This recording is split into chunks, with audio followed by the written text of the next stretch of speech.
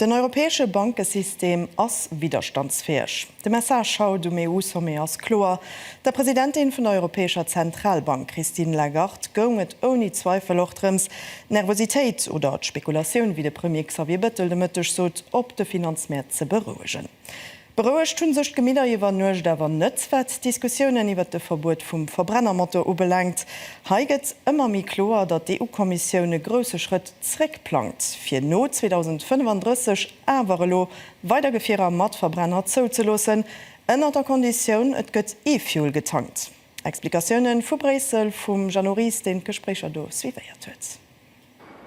Repower EU. Gros Solarpanoen op der Fassade vum Gebäi vun der EU-Kommission. Bis 2050 soll d'Union jo klimaneutral ginn. Ob den Objektiv awer recht ka ginn, an dem lo awer Verbrennermotoren an der Konditionen iwwer de Stichdatum 2035 zougelos ginn, déi froh secht Namentheit zu Bresel fir Zündstoff. Ich sind enttäuscht von gëtt schwéier de Leiit zu erklären, dass am Anfang en Klimakris nees reportéiert gëtt. Di as net ze reportéieren. Wat gehtt?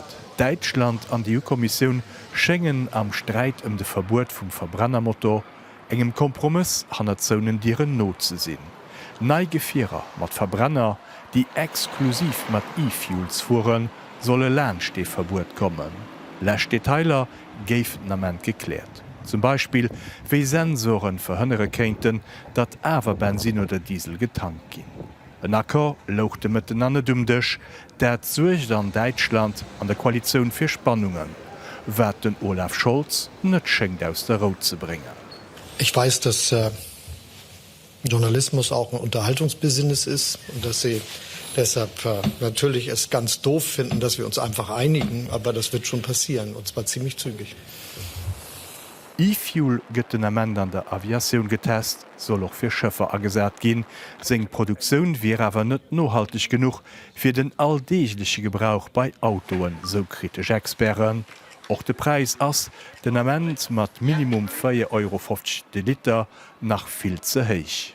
Es geht darum, dass wir uns nicht einseitig abhängig machen. Und erinnern Sie sich schon auch, letztes Jahr hat das Thema ja eine neue Wende bekommen, indem wir gesehen haben, wie abhängig wir sind von fossiler Energie, welche Abhängigkeiten es noch gibt, gerade auch gegenüber dem asiatischen Raum, in dem Fall vor allem gegenüber der Volksrepublik China.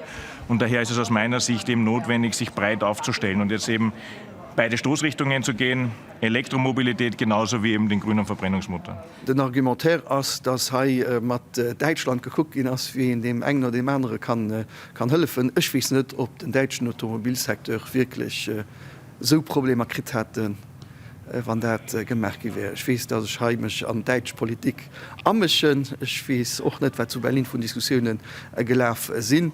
Wir sind aber überzeugt, dass den Automobilsektor an Deutschland durchgepackt hat, mit den Mesuren, die wir als alle gut zusammen einski waren. An drechenen Dicher ass den Deal nach net. Die Europäische Kommission will an diesem Fall iwwer e sogenannten delegéierte Rechtsakt fuhren. Dat bedeit, dat du men och d' Europaparlament nach muss Gringlot gin, wo prinzipiell froh opgeworfen gëtt, ob hei net e geféechen Präzedenzfall geschäft gëtt, oder wie vun anderen delikaten europäischen Dossieren.